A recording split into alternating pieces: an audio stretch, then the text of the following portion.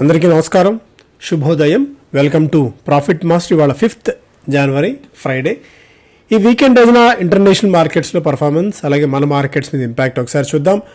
As of now Asian మార్కెట్స్లో Nikkei and Shanghai కొద్దిగా పాజిటివ్గా ట్రేడ్ అవుతున్నాయి. నికాయ్ 1.5% దాకా లాభాలతో ట్రేడ్ అవుతుంటే కాస్పీ, హాంకాంగ్, షాంఘై అన్నీ ఒక రకంగా ఫ్లాట్ టు నెగిటివ్ బయాస్తో ట్రేడ్ అవుతున్నాయి.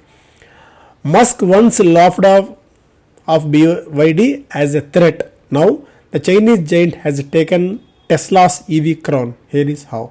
ఒకప్పుడు తాను చూసి నవ్విన BYD బిల్డ్ యువర్ డ్రీమ్స్ అనే ఈవీఏ ఇప్పుడు టెస్లాకి ఒక థ్రెట్గా మారి ప్రపంచంలోనే నెంబర్ 1 జైంట్గా ఎలా ఎదిగింది అన్నదాన్ని ఇక్కడ ఇస్తున్నారు. US markets last trading session రోజున S&P 500 అండ్ నాస్డాక్ రెండు దాదాపుగా 0.5% మేర నష్టపోతే డౌ జోన్స్ ఫ్లాట్గా ముగిసింది. ఆయిల్ బ్రెంట్ క్రూడ్ $78 దగ్గర ట్రేడ్ అవుతుంది. గోల్డ్ $2,050 పైన ట్రేడ్ అవుతుంది. క్రిప్టో కరెన్సీలో బిట్ కాయిన్ మళ్ళీ 1.5% దాకా పెరిగి $43,000 పైన ట్రేడ్ అవుతుంది. ఇంటర్నేషనల్ మార్కెట్స్ నుంచి ఉన్న ట్రెండ్ అయితే ఇది. ఇవాళ జాబ్ రిపోర్ట్స్ రాబోతుంది.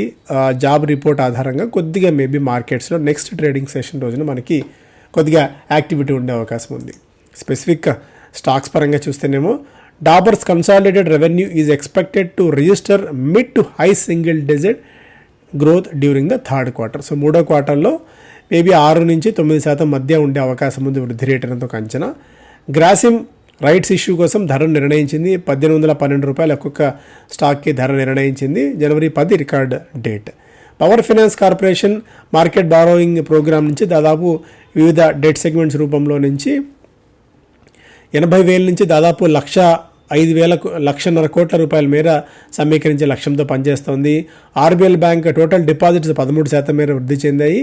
L&T finance realization of the companies portfolio is estimated at 91% as at the end of the Q3 24. ఒకటి వారీ రెన్యూబుల్ టెక్ బోర్డు భేటీ కాబోతుంది. జనవరి 20 తారీఖున స్టాక్ స్ప్లిట్ సంబంధించిన నిర్ణయం తీసుకునేందుకు. Utkarsh small finance bank deposits 18% మేర వృద్ధి చెందాయట.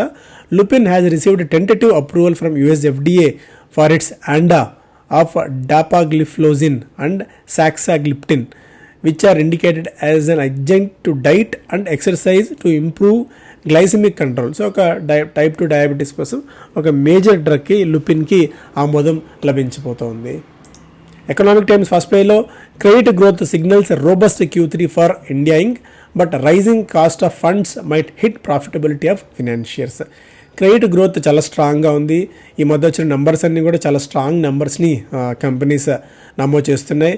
And compared with last year NBFCస్లో Bajaj finance 35%, L&T దాదాపు 31% మేర వృద్ధి చెందగా, ఇక బ్యాంక్స్లో bank of Maharashtra, Bandhan bank, Punjab national bank, RBL bank లాంటివి మంచి వృద్ధిని నమోదు చేస్తున్నాయి. అయితే ఈ NBFCస్కి ఎస్పెషల్లీ కొద్దిగా ప్రాఫిటబిలిటీ ఇష్యూస్ రైజ్ అవ్వచ్చు, మార్జిన్స్ ఇష్యూస్.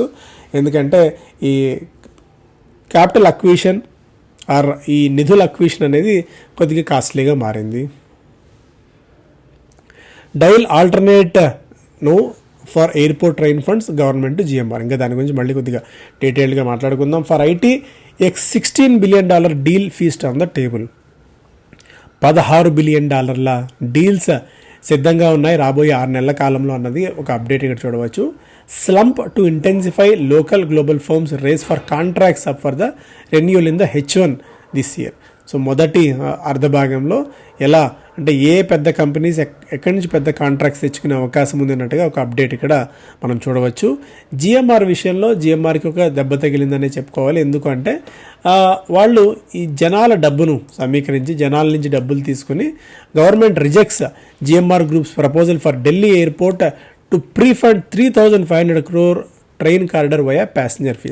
సో 3 కారిడార్స్ని కలిపే విధంగా, 3 టెర్మినల్స్ని కలిపే విధంగా ఒక అంతర్గత ట్రైన్ వ్యవస్థని, మెట్రో వ్యవస్థని ఏర్పాటు చేయాలని చెప్పి GMR భావించింది. అయితే దానికోసం ఎలివేటెడ్ ఎయిర్ ట్రైన్ కారిడార్, దానికి 3,500 కోట్ల అవసరం ఉంటుంది. ఆ 3,500 కోట్లు జనాల నుంచి వసూలు చేద్దామని చెప్పి, అంటే ఇప్పుడు ఎవరైతే ప్యాసింజర్స్ ఉంటారో వాళ్ళ నుంచి వసూలు చేద్దామని చెప్పి ఒక ఫీజు రూపంలో పెట్టి అని జిఎంఆర్ భావించింది. అయితే దాన్ని పూర్తి స్థాయిలో మినిస్ట్రీ ఆఫ్ సివిల్ ఏవియేషన్ పూర్తిగా కొట్టిపారేసింది, తిరస్కరించింది. ఆ ఎయిర్పోర్ట్ ఎలివేటెడ్ ఎయిర్ ట్రైన్ మొత్తం కన్స్ట్రక్ట్ చేసిన తర్వాత దాని అవసరాన్ని బట్టి దాని వినియోగాన్ని బట్టి యూజర్ డెవలప్మెంట్ ఫీజుని ఆపరేషన్ వాడుకోండి, యూజర్ డెవలప్మెంట్ ఫీజు ఛార్జ్ చేయండి ట్రైన్ ఆపరేషన్ స్టార్ట్ అయిన తర్వాత అని చెప్పి జిఎంఆర్కి ఒక గట్టి తాకీదు ఇచ్చింది. సో గతంలో హైదరాబాద్ విషయంలో కూడా అంతే, పూర్తిగా జనాల్ని ఏ విధంగా పిండాలి అన్న ఏకైక లక్ష్యంతో జిఎంఆర్ ఎయిర్పోర్ట్ పనిచేస్తూ ఉంటుంది. ఇప్పుడు మనకి ఇది లేకుండా కొద్దిగా మినిస్ట్రీ ఆఫ్ సివిల్ ఏవియేషన్ గట్టి షాక్ ఇచ్చింది జిఎంఆర్కి. Realty index closes at 15-year high, stocks a buy on dips. So realty index దూసుకుపోతూనే ఉంది. రియల్ ఎస్టేట్ స్టాక్స్ టాప్ పర్ఫార్మర్గా ఇప్పుడు పనిచేస్తున్నాయి. Nifty realty index soared 6.76%. It's the largest single day jump since September 21 to its highest closing in 15 years. శోభ దాదాపు 16% మేర పెరిగి all time hit చేసింది.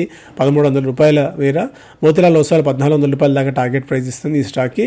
ఇది కాకుండా మ్యాక్రోటెక్ దాదాపు 10%, Godrej properties 8%, DLF 6.5%, Oberoi reality, Kolte Patil prestige, brigade ఇవన్నీ కూడా 5 నుంచి 10% మేర పెరిగాయి. సో నిఫ్టీ రియాలిటీ ఇండెక్స్ చాలా పీక్ స్టేజ్లో ఉంది. రియాలిటీకి దగ్గరగా ఉందా దూరంగా ఉందా అన్న అంశాన్ని పక్కన పెడితే ప్రస్తుతం ఆర్డర్ ఆఫ్ ది డే ఇది. Nifty realty index, Nifty real estate దాదాపు 82% మేర వృద్ధి చెందడం ఇక్కడ మనం కంపేర్ చేయవచ్చు. నిఫ్టీ 20% మేర లాభాలు ఇస్తే real estate stocks, real estate index మాత్రం ఈ స్థాయిలో పెరిగింది. అండ్ షా sees further buying interest in Oberoi realty, DLF, Godrej realty and Kolte పాటిల్లో ఇంకా అప్సైడ్ వృద్ధి ఉండే అవకాశాలు ఉన్నాయని చెప్పి బ్రోకింగ్ కంపెనీస్ భావిస్తేనే కరెక్షన్లో కొద్దిగా ల్యాపప్ చేసుకోవచ్చు అని చెప్పి. ఎందుకంటే నేను శోభాలో 16-17%, ఒబరాయ్ రియాలిటీ 5% పెరగా ఎక్సైడ్ ఇండస్ట్రీస్ ఒక 6% మేర నష్టపోయింది. ఫినాన్షియల్ సర్వీసెస్ రిమైన్స్ టాప్ ఎఫ్పిఐపికి ఇన్ డిసెంబర్ నెలలో ఫినాన్షియల్ సర్వీసెస్ స్టాక్స్ని ఫారిన్ పోర్ట్ఫోలియో ఇన్వెస్టర్స్ ఎక్కువగా ల్యాపప్ చేసుకున్నారు, ఎక్కువగా కొనుగోలు చేశారు. తర్వాత జాబితాలో IT, oil and gas, capital goods, construction materials ఉన్నాయి. అయితే అవుట్ఫ్లో అంటే కొద్దిగా ప్రాఫిట్ బుకింగ్ చేసుకుంటున్నారు realty, telecom, textile, media entertainment and యూటిలిటీస్లో. గ్రాసిమ్ ఆల్రెడీ డిస్కస్ చేసాం. IT demand of 4,000 crore looms over Shree cements.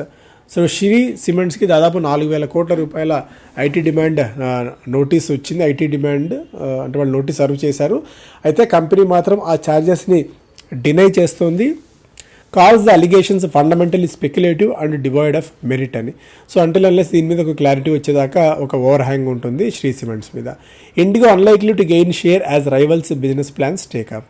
So ఈ rivals' business plan take off అవుతున్నాయని సంవత్సరాల నుంచి మనం చెప్పుకోవడమే కానీ అవి టేక్ ఆఫ్ అయింది లేదు. ఇండిగోకి పెద్దగా ఎఫెక్ట్ కూడా ఇచ్చింది ఏం లేదు నెగిటివ్గా. So as of no Air India కానీ లేకపోతే ఆకాశ ఎయిర్ కానీ విమానాలను ఆర్డర్ చేస్తున్నాయి, సంఖ్యను పెంచుకుంటున్నాయి. ఒక పాజిటివ్ న్యూస్ ఏంటంటే దాదాపు 1,200 మంది పైగా ఈ పైలట్స్కి లైసెన్సులు ఇచ్చారు ఫస్ట్ టైం డీజీసీ హిస్టరీలోనే. సో ఇవన్నీ మేబీ కొద్దిగా మిగిలిన రైవల్స్కి ఒక ఊతం ఇస్తే ఇవ్వచ్చేమో కానీ, బట్ మనీ పరంగా, మజిల్ పరంగా, అలాగే ఆన్ డాట్ పర్ఫార్మెన్స్ పరంగా ఏది చూసినా ఇండిగో ఆన్ పార్ ఒక నెంబర్ 1 స్థానంలో ఉంది. అలాంటి దాన్ని వీటిని తట్టుకొని నిలబడగలరా లేదా అన్నది కూడా ఇక్కడ చూడాల్సిన అవసరం ఉంది. బట్ యాజ్ ఆఫ్ నో ఇండిగోకి అంత ఇమ్మీడియట్గా వచ్చిన ఇబ్బంది అయితే ఏం కనిపించట్లేదు.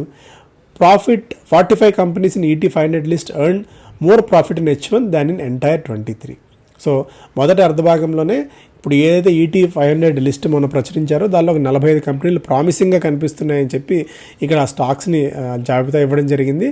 సో మంచి గ్రోత్ పొటెన్షియల్ ఈ స్టాక్స్లో ఉండొచ్చు అనేది ఒక అంచనా. ఇక్కడ ఏప్రిల్ సెప్టెంబర్ మధ్య దాదాపు 53,000 కోట్ల రూపాయల రెవెన్యూని యాక్సిస్ బ్యాంక్ ఆర్జించింది. ఓవరాల్గా ఇయర్లో 87,000 కోట్ల రూపాయలుగా ఉంది. అలా Axis bank, Tata motors, Lupin, Prestige estates, Welspun corp, CEAT ఇవన్నీ కూడా మంచి గ్రోత్ని కనబరిచే అవకాశం ఉంది అనుకుంటున్న స్టాక్స్ జాబితాలు ఇచ్చారు. సో ఆసక్తి ఉంటే ఒకసారి డీటెయిల్డ్గా చదవండి. సో మంచి పొటెన్షియల్ ఉన్న కంపెనీస్ లిస్ట్ ఇది. Goenka Zee Sony merger can't go ahead without Puneet Goenka at the helm. Chief justice CJI Lalit చెప్పిన దాని ప్రకారం సో పునీత్ గోయంకా ఉండాల్సిందే జీ సోనీ మెర్జర్లో. అలా ఆయన లేని పక్షంలో డీల్ కుదరకపోవచ్చు అన్న ఒక అభిప్రాయాన్ని ఆయన వ్యక్తం చేశారు. సో ఇది ఎలా టర్న్అవుట్ అవుతుందో కూడా చూడాలి. సో బిజినెస్ స్టాండర్డ్ ఫస్ట్ పేజ్లో no reason for high tariffs on cars from UK EU, low spend by key ministries may help FY24 physical maths. So first పేజ్లో ఇది ప్రధానమైన అంశాలు. Torrent Power all time hit చేసింది. లాస్ట్ 6 నెలల్లో 72% స్టాక్ పెరిగింది. ప్రధానంగా ఇవి మేజర్ అప్డేట్స్. లేటెస్ట్ ఏమైనా ఉన్నాయి స్టాక్స్ టుడేలో.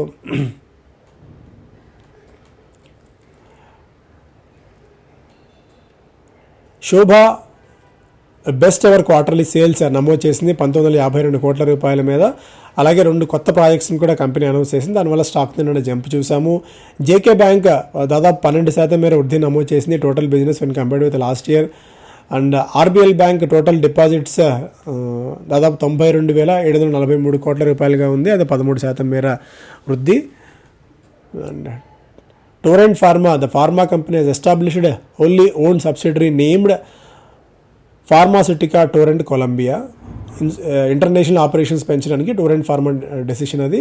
అలాగే బ్రైట్కామ్లో ఒక major news, Vijay Kancharla tendered his resignation CIO and executive director of the company. So ప్రధానమైన మేనేజ్మెంట్లో కీలకమైన వ్యక్తి వైదొలిగారు. L&T ఫైనాన్షియల్ హోల్డింగ్స్ దాదాపు 500 కోట్ల రూపాయల మేర ఎన్సీడీల జారీ ద్వారా సమీకరించబోతోంది. REC దాదాపు 2,094 కోట్ల రూపాయలతో గుజరాత్ గవర్నమెంట్తో MOU కుదుర్చుకుంది. బజాజ్ ఆటో ఎలక్ట్రిక్ 2 కొత్త వేరియంట్స్ని లాంచ్ చేశారు. జూపిటర్ వ్యాగన్స్ 473 కోట్ల రూపాయల మేర ఆర్డర్స్ గెలుచుకుంది మినిస్ట్రీ ఆఫ్ డిఫెన్స్ నుంచి. సో ఇవి major updates. Thank you so much. Away